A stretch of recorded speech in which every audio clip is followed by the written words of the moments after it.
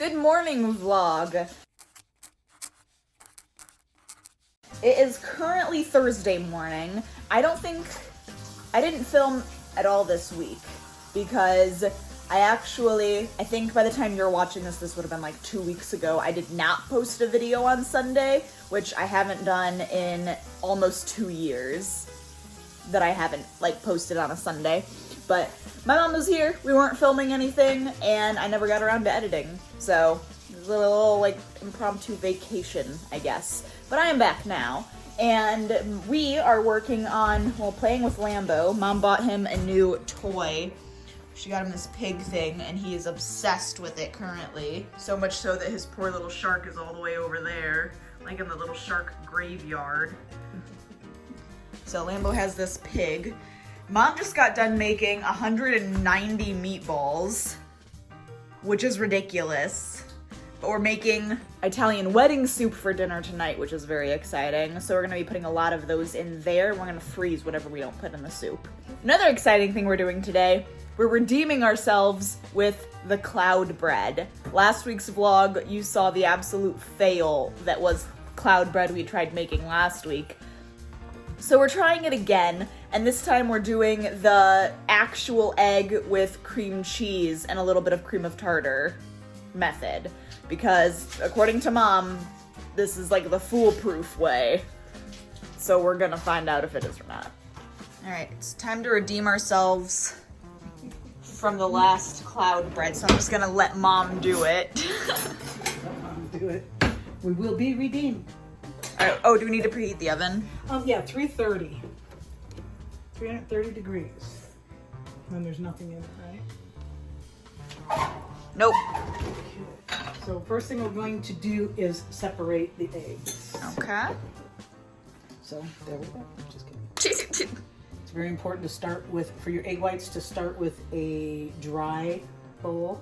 Why is that? Because any amount of moisture in there whatsoever, they won't rise. Interesting. Okay. Yeah, if you whip the egg, the egg white, it won't get any height to it whatsoever. 4 eggs. Now we're going to whip that for probably about 10 minutes until they start to really rise. And then we're going to stop long enough to throw in a tablespoon of cream of tartar, and then we'll whip it a little bit more.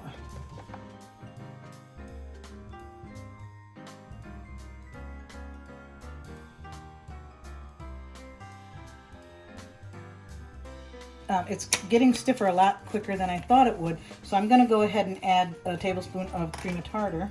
I was to say, yeah, you said 10 minutes, and then it's only been 2 minutes. And I'm like, well, you know what, though? It's so important to have the eggs and the cream cheese at room temperature, and I think they were really at a good temperature.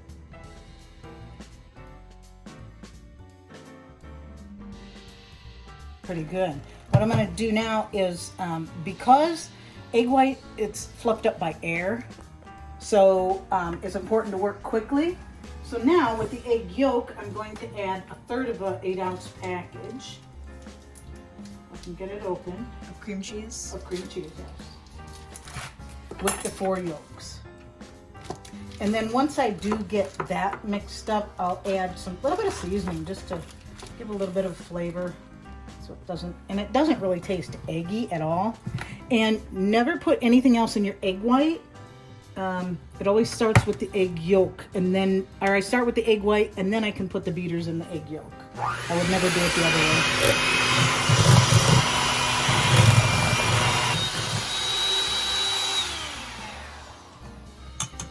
I just want to add a little bit of garlic powder, and you can add something or nothing, you know. So it really just depends on what you want. I love Mom being in tutorial mode.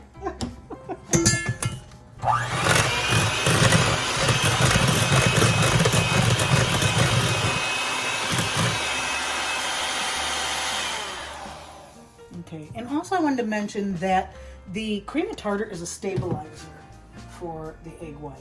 So it kind of helps it hold its shape for a little while.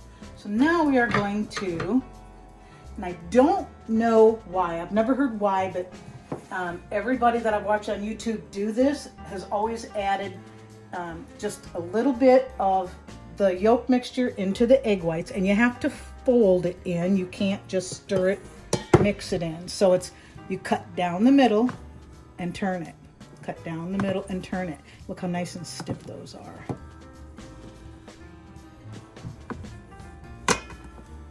And that's folding it in. And then when we get this folded in, we'll put it into the egg yolk mixture. Interesting. Yeah, I'm not sure why that is. I've never really heard, but that's how people do it and it works. So that's how I've done it. Okay. So I'm going to go ahead and add that into here.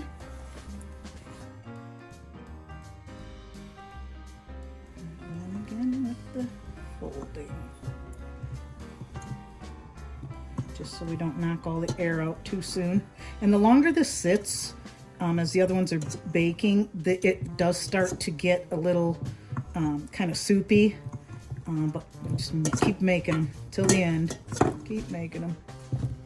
And that looks pretty good. That's all right. So now we have our cookie sheet over there with a piece of parchment paper. And this will stick to wax paper. Probably not if you spray it.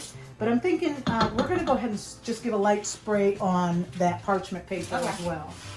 And our oven's preheated to 330. Yep. And then these are going to bake just about 30 minutes. We'll watch them. And can we not put two in at the same time? I have never. We could try. I don't know. Well, try. if you haven't, let's not. We want to make sure these turn out good. I do need to redo myself. So Mom said that these are going to be basically like cloud bread buns, like sandwich bun bread. Right. But they probably will not raise enough to cut them in half, but you know, we can do 6, that's 3 sandwiches on each one. Okay, and then we'll go ahead and stick those in, and we'll see what happens. How long? Do we set a timer? I would do about 25 minutes. Oh, that long? Yeah, because they cook slowly. That's why if you do any more of a batter than that, it'll get really soupy. And you really, once the egg yolk is in, you can't mix it and expect it to lift again. Right. So. Okay. So we'll let you know how it goes in 25 minutes. Yeah, they just look like cookies. They kind of do, don't they? Okay. All right. Now this one's on a stone. So it may need to go the full 25 minutes. Well, we'll set it for 20 and check it. Yep. All right. That's how they just slide off so easy. We'll let them cool all the way, and then we can try them. We were talking about how they do smell really good. And I think the cheese ones especially are going to be really good. Oh, I think so too. So, Excited about it. they're just hoping they are better. They will be. I have faith in our game.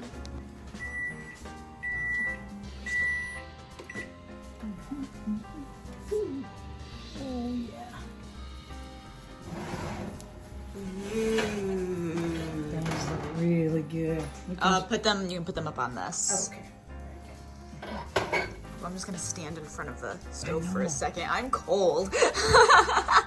Well, we have a lot of windows open. Yeah, we should probably go closing some windows. And now we'll leave this like this for a little bit. I'm gonna shut it off though. Oh, those look nice. Very cool, very cool. Very cool, very cool. Moment of truth. You need to taste one too, that way I'm not like, this is disgusting, and you're like, what are you talking about? Okay. All right.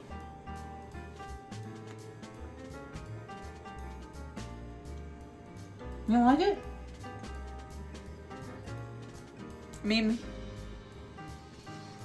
it's significantly better than the mess we made the other day.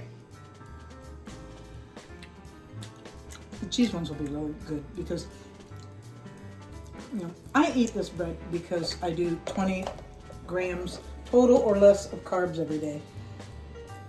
And if I feel like a sandwich, I can have these. Yeah, because this was, there's like less than a half a gram, if that much, in 2 of these. Mm-hmm. So I can have 2 sandwiches if I want, and it's 0 carb. Yeah. It's incredibly airy. It's like cotton candy texture. Almost melts in your mouth. It really is, yeah. But it's durable because it holds up for a sandwich. Little avocado and lunch meat and zero carb lunch meat and anything really. I think what was throwing me off was the bits of cream cheese that are in it that are like cold. But it's okay. I'm glad Wonderful. I'm glad it's better than what the last thing we made. I'm gonna finish it.